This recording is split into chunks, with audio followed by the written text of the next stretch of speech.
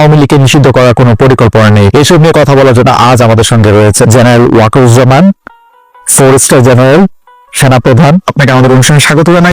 আরো রয়েছে যারা পিনাকি ভট্টাচার্য। আপনাকে বলতে চাই, আপনি রাজনীতিতে নাক গলানো, মাথা গলানো, চোখ গলানো এগুলি বন্ধ করেন। আমি ওয়াকার সাহেবকে কিছু প্রশ্ন করবো, সবকও দেবো। আপনার যদি হ্যাডম থাকে ওয়াকার সাহেব, তাইলে অনুরোধ করব আমার সব প্রশ্নের উত্তর সংবাদ সম্মেলন করে দিবে, নাইলে জাতি বুঝে নেবে জুলাই বিপ্লবের পর নতুন বাংলাদেশ বিনির্মাণে আপনার অবস্থান কি।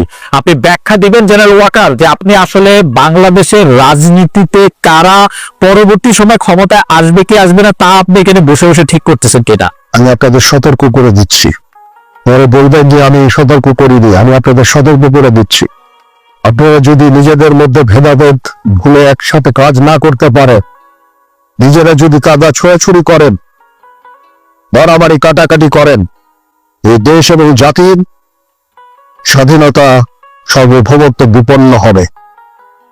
আমি আজকে বলে দিলাম, নাইলে আপনারা বলবেন যে আমি আপনাদের সতর্ক করিনি। আমি সতর্ক করে দিচ্ছি আপনাদের। ওয়াই সাহেব, আপনি আজকে আমাদের উপদেশ দিলেন, বললেন যে আপনার উপদেশ শুনলে দেশবাসীর লাভ হবে, তা তো ভালোই। তো দেশ কিভাবে চলবে সেই উপদেশ দেন আপনাকে ঢা। আপনি কোন তালে বর্মিয়া? সেনাবাহিনীর কাজকে দেশে পলিসি নির্ধারণ করা, দেশ পরিচালনার দায়িত্ব সরকারের আর সিভিল প্রশাসনের। আপনার মাঠে আছেন ইন এইড টু সিভিল পাওয়ার, আপনার হলেন দেশের পাহারাদার, পাহারাদারই থাকেন। আপনি বলেন সেনাবাহিনী ডিসিপ্লিন ফোর্স, তা আপনার নিজের ডিসিপ্লিন কই? আপনার নিজের ডিসিপ্লিন কোথায় বলা আছে সেনাপ্রধান দেশবাসীকে পরিচালনার উপদেশ দিতে পারে? এদিকে আপনার কাজ 2 নাম্বার। আপনি যদি জনগণকে ভয় দেখান, এই বলে যে ডিসিপ্লিন ফোর্স অন্য পথে পরিচালনা করবেন না, কি বুঝাইতে চাইলেন আপনি? ক্ষমতা দখল করবেন, দখল করে দেখেন আপনার অবস্থা তো খালেদ মোশাররফের সাথে খারাপ হবে। সেই ভবিষ্যৎবাণী ছাত্র জনতার পক্ষ থেকে কয়ে দিলাম। আপনি হাসিনার ফুফাতো বোনের জামাই হওয়ার পরেও এই জাতি আপনাকে সেনাপ্রধান রাখিছে, কারণ আমরা সেনাবাহিনীকে বিতর্কিত করতে চাই না। আপনি সেনাবাহিনীকে বিতর্কিত করেছেন আপনার বক্তব্য দিয়া। সেনাবাহিনীকে বিভ্রান্ত করবেন না ওয়াকার সাহেব, নইলে জনতার রোশনলে পড়া ইতিহাসে প্রথম সেনাপ্রধান আপনি হবেন। এ বিষয়ে সাবধান করে দিলাম। আপনি গেছেন বিডিআর হত্যাকাণ্ডের শহীদদের স্মরণে নবঘোষিত শহীদ সেনা দিবসের অনুষ্ঠানে, তাই না? এখানে গিয়ে বলবেন কিভাবে সেনাবাহিনী আগামীতে এরকম ঘৃণ্য হত্যাকাণ্ডের সম্ভাবনাকে প্রতিহত করবে। আপনি তো উঠে গেছিলেন, হ্যাঁ, আপনি মেজর ছিলেন, তাই না? ভেতরে মারা যাচ্ছে, আপনি তো কিছুই করেন নাই। আপনার বস ব্রিগেডিয়ার হাকিম নানক আর মির্জা আজমের সাথে ঘুটু করিচ্ছে, দেখা যায়।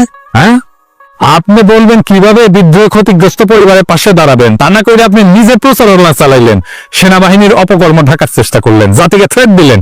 এত সাহস করি পান ওয়াকার সাহেব? ইন্ডিয়া থেকে নতুন অফার পেয়েছেন, হ্যাঁ ভালো।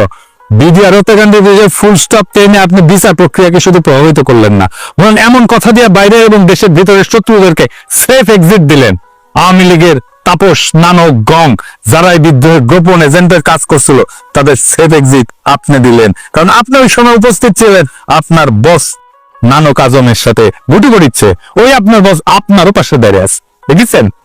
বিডিআর বিদ্রোহের সময় যে সমস্ত সেনাবাহিনীর কর্মকর্তাকে চাকরিচ্যুত করা হয়েছিল, আয়না ঘরে নেওয়া হয়েছিল, তাদের বিষয়ে আপনি আজকে কোনো কথা বললেন না কেন? নাকি তাদেরকে আমরা লাইভে এনে কিভাবে আপনার হাসিনা আর জেনারেল তারেক সিদ্দিকী বিডিআর হত্যাকাণ্ডের তদন্তের রিপোর্ট বদলে দিছিল তা প্রকাশ করে দিব? অনেক রেকর্ড আমাদের কাছে আছে। আমরা এই সমস্ত বলি না, কারণ আমাদের সম্মানিত শ্রদ্ধাভাজন বিডিআর হত্যাকাণ্ডের যে কমিশন হয়েছে তার প্রধান উনি কাজ করতেছেন, ওনারা আমরা কাজ করতে দিই। আপনি বলছেন বিডিআর এর সদস্যরা খুন খারাপি করেছে, নিহত সেনা অফিসারের স্ত্রী বলে সে হিন্দিতে কথা বলতে শুনেছে। তার কি হবে? বিচার যদি ন্যায় বিচার হয়, তাহলে কমিশন কেন হইল? কমিশন হওয়ার তো কোনো কারণ নাই। জেনারেল মুজিবের মতো একটা ক্রিমিনালকে আপনার সেনাবাহিনী পাহারা দিতে পারে না। আপনি দেশ বাঁচাইবেন, হ্যাঁ, সার্বভৌমত্ব বাঁচাইবেন, হাইছেন এই দাঁড়ান মিয়া। এই বিষয়ে আপনার আর্মি অ্যাক্টে 1952-44 ধারা এটা লেখা আছে ইংরেজি। এদিকে সে পাশে দেখান, ইংরেজি যেহেতু করছে ঠিকই করছে, তাই না? আমি এনে বাংলা করে দিই, আমি তো ইংরেজি বুঝি না। এনে লেখা আছে, এই আইনের আওতাধীন কোন ব্যক্তি যদি অনুমতির ব্যতীত ইচ্ছাকৃতভাবে কোনো বন্দী বা সেবামূলক হেফাজতে রাখা ব্যক্তিকে মুক্তি দেয়, তবে তাকে কোর্ট মার্শালের মাধ্যমে দোষী সাব্যস্ত করা হলে কঠোর কারাদণ্ডে দণ্ডিত করা হবে, যার মেয়াদ 14 বছর পর্যন্ত হতে পারে, অথবা এই আইনে উল্লেখিত অন্য কোনো লঘু শাস্তি প্রদান করা যেতে পারে। হ্যাঁ, তো ঠিকই আছে না? ইংরেজি করছে তো। তো মুজিব পালানোর পর কোর্ট মার্শাল করছিলেন কেন হয় নাই ওয়াকার সাহেব? জনগণকে কি ভূগোল বোঝান না ইতিহাস বোঝান? জনগণকে কি বোকাচোদা ভাবেন? নাটক এর দায় সেনা প্রধান হিসেবে আপনি কিভাবে এড়াইবেন? আপনার নাটকের ব্যাপারে সেজানের গানের লাইন বলে দিতেছি। হ্যাঁ, তো দালাল রে মায়ের রে মাইরা দেশের বাইরে, মেসেজ ক্লিয়ার, ফুল স্টপ। আমাদের চুপ রাখতে পারবেন না, আমরা কথা বলবোই। তা এইভাবে আইনের ভিত্তিতে বলবো, আইন দেখায় দেখায় বলবো। প্রিয় সৈনিকেরা, দেখেছেন আপনার জেনারেল কি করেছে? দেখেছেন? দেখেন, আপনি কইছেন যে আমরা যেন সেনাবাহিনীকে বিতর্কিত না করি। আমরা আপনাকে বলতেছি, আপনি ইন্ডিয়ার দালালি করার জন্য সেনাবাহিনীকে বিতর্কিত করেন না। আয়নাঘর পরিদর্শনে প্রধান উপদেষ্টারে কে বাধা দিচ্ছে? আপনি। গুম কমিশনের কাছে কে বাধা দিচ্ছে? আপনি। র্যাবের টিএফআই সেলে আন্তর্জাতিক অপরাধ ট্রাইব্যুনালের চিফ প্রসিকিউটরের পরিদর্শনের সময় টাইম পাওয়া গেছে। আপনার সেনাবাহিনী কখন ফেলতেছিল? এই সেল তো আপনাদের সেনাবাহিনীর লোকদের পরিচালনা করা হইতো, তাই না? হিসাব করে কথা কইবেন ওয়াকার সাহেব। আপনারা সিল মারার টাইম এসে গেছে। আয়নাঘরের মতো যে সমস্ত টর্চার সেল আপনি সেনাবাহিনীতে রাখিছেন বা এদের মূল হোতাদের রক্ষায় আপনার যে ভূমিকা, সে বিষয়ে আর্মি অ্যাক্টের 1952 ধারা 51-তে কি কওয়া আছে? ইংরেজি, হ্যাঁ কি কওয়া আছে? এডিটার সাহেব দেখান পাশে, ইংরেজি যেহেতু কইছে ওয়াকার সাহেব ঠিকই কইছে, তাই না? তো আমরা তো আর ইংরেজি বুঝি না, আমরা না বাংলা কইরা দেখি। হ্যাঁ, কি কইছে? এই আইনের আওতাধীন কোন ব্যক্তি যদি বৈধ কারণ ছাড়া কোন ব্যক্তিকে গ্রেপ্তার, আটক রাখে, কিন্তু তাকে বিচারিক প্রক্রিয়ার সম্মুখীন না করে বা তার মামলাটি যথাযথ কর্তৃপক্ষের কাছে তদন্তের জন্য উপস্থাপন করতে ব্যর্থ হয়, তবে তাকে কোর্ট মার্শালের মাধ্যমে দোষী সাব্যস্ত করা হইলে কঠোর কারাদণ্ডে দণ্ডিত করা হবে, যার মেয়াদ 2 বছর পর্যন্ত হইতে পারে, অথবা এই আইনে উল্লেখিত অন্য কোনো লঘু শাস্তি প্রদান করা যেতে পারে। হ্যাঁ, সৈনিক ভাইরা, দেখেছেন? হ্যাঁ, দেখেছেন সেনা আইনে কি আছে? আপনাদের জেনারেলরা কি করেছে দেখেছেন? তোরা সাহেব কোর্ট মার্শাল খই তা না কইরা আপনি কমিশনের কাছে বাধা দিচ্ছেন, নাকি হুকুমের আসামি হিসেবে ফাইসে যাওয়ার ভয় দেখতেছেন? অনেক সুযোগ দিচ্ছে আপনারে। আপনি দেশের কাজ না কইরা হাসিনার, ইন্ডিয়ার আর আওয়ামী লীগের পুনর্বাসনের জন্য কাজ করতেছেন। তা আপনি তো ফিজিক্যালি আনফিট, আপনার হার্টে নাকি সমস্যা। তো কি সমস্যা? আপনি কিভাবে সেনা প্রধান হয়েছেন তা কি আমরা জানি না? সরেসরের আত্মীয় কোটায় আপনি সেনা প্রধান হয়েছেন, হাসিনার আত্মীয় কোটায়। আপনার নিরপেক্ষ ভোট দিয়ে স্বাস্থ্য পরীক্ষার আহ্বান জানাইতেছি। দেশের সার্বভৌমত্ব আপনার মতো দুর্বল হৃদয়ের ভারতবাদী সেনা প্রধান দেওয়া হবে না। ভয় আমরা দেখাইতে পারি, ভয় আমাদের চিরজীবনই দেখাইছে। হ্যাঁ, ভয়ে ভয়ে ভয় জীবনটাই কেটে গেছে। ভয় হাসিনাও দেখাইছিল, ওই ভয় আমাদের দেখায় না। খাড়া হইয়া দাঁড়াইতে পারেন না, দুর্বল হাত, মোটা মুড়ি, আবার ডর দেখান। আমি ওই ডরাইছি। আপনি তো আজিনারে তেলাইতে তেলাইতে জীবন নষ্টাগত। শহীদ সেনা দিবসের বক্তব্যে বললেন, আমার সাথে ডক্টর ইউনূসের কথা হয়েছে। তো মাননীয় প্রধান উপদেষ্টাকে আপনার খালু লাগে? শাশুড়িকে তো আম্মা দেখতেন, এখন সম্মানের এত অভাব কেন? সরকারকে মানতে ইচ্ছা করে না, নাকি সরকার পছন্দ হয় নাই? আমাদের জনগণের আপনাকে পছন্দ ছিল না, প্রচারের কারণে আপনার ধরনের কিছু বলি নাই। আপনার স্বভাব তো আওয়ামী লীগের মতো। আসেন, আপনারা মিলিটারি একাডেমি শিখাইতে যেটা পারে নাই, প্রেসিডেন্স দেখি। ওয়ারেন্ট অফ প্রেসিডেন্স হইলে সেই আইন যার দ্বারা সরকারের বিভিন্ন অপমান করেছেন, যার প্রাতিষ্ঠানিক অভিভাবক মন্ত্রী পরিষদ সচিব। আপনি আপনার 2 জন সুপিরিয়রকে অপমান করেছেন। আপনার এই সাহস কে দিল? ওয়ারেন্ট অফ প্রেসিডেন্স ভাঙার এইটা আপনি চাকরি বিধি লঙ্ঘন করেছেন। আমি 1952 ধারা 33 মতে ইংরেজি যেহেতু কইছে ঠিকই কইছে, তাই না? পাশে লিখে দেন। তো আমরা তো ইংরেজি বুঝি না, আমরা বাংলা কই, তাই না? আরো জিনিস কম তো ওয়াকার সাহেব, আপনার বাবা তো একটা শ্রদ্ধাভাজন আইনজীবী ছিলেন, বিচারকা ছিলেন। তো আপনি আইনের কিছুই তো শিখেন নাই, বলে বাপেরও যদি কিছু শিখলেনি তা না কাম হইলেনি।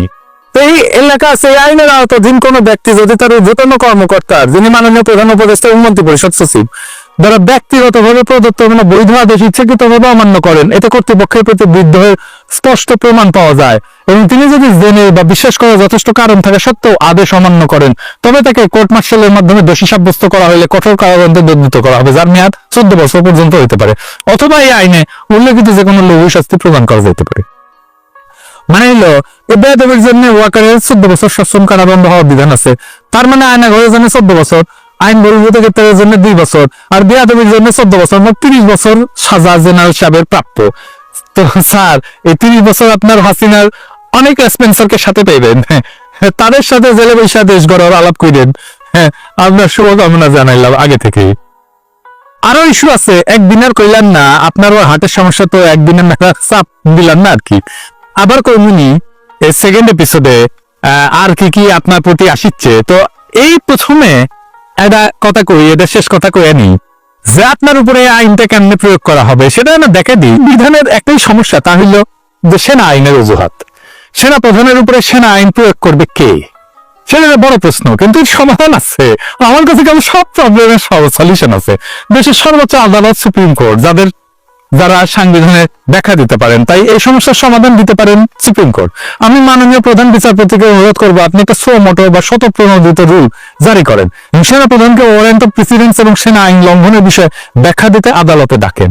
বিচার বিভাগ স্বাধীন এবং তার স্বাধীনতা প্রমাণের এটাই সবচেয়ে বড় সুযোগ। আশা করি এই সুযোগ আমাদের মাননীয় প্রধান বিচারপতি নষ্ট করবেন না। প্রধান বিচারপতি একজন দক্ষ এবং যোগ্য মানুষ। আশা করি আপনি বিচার বিভাগের প্রতি জনগণের আস্থা ফিরিয়ে আনতে ছোট্ট কাজটা করবেন। আমাদের দুর্নীতি দমন কমিশনের প্রতি অনুরোধ, 111 সময় যত সেনা কর্মকর্তা মাঠে দায়িত্ব ছিল তাদের সম্পদের অনুসন্ধান করেন। হ্যাঁ, সব খুঁজে টেনে টেনে বাইট করেন। হ্যাঁ, ওইটা সম্পদ ধরে টান দিবেন, সব সোজা, রুলারের মতো সোজা হয়ে যাবে। আওয়ামী লীগের সময় পদোন্নতি পাওয়া কর্নেল র্যাঙ্কের উপরে সবার উপরে অনুসন্ধান চালান। যারা সড়ক এবং জনপদে প্রকল্প পরিচালক ছিল তাদের এই অনুসন্ধানের আওতায় আনেন, দেখবেন অনেক সমস্যার সমাধান হয়ে যাবে।